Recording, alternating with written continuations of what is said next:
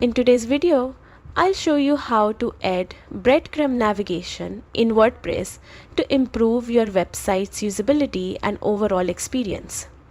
Breadcrumbs help visitors understand where they are on your site and make it easier to navigate between pages. To get started, you'll need an SEO plugin that supports breadcrumbs.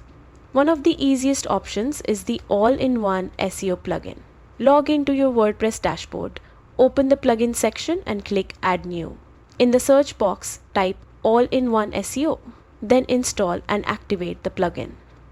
This tool not only helps with search engine optimization but also makes adding breadcrumbs very simple.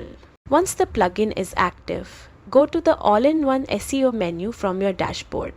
Open the General Settings area and look for the Breadcrumbs section.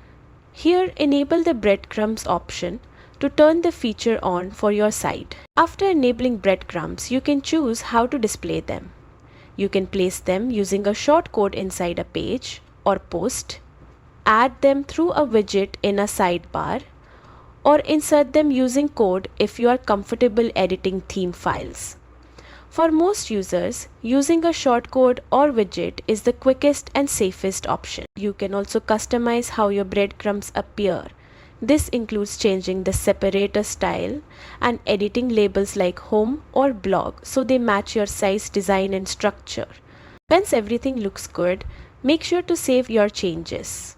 Your WordPress site will now display breadcrumb navigation, making it easier for visitors to explore your content. Thanks for watching, and don't forget to like and subscribe for more helpful WordPress guides.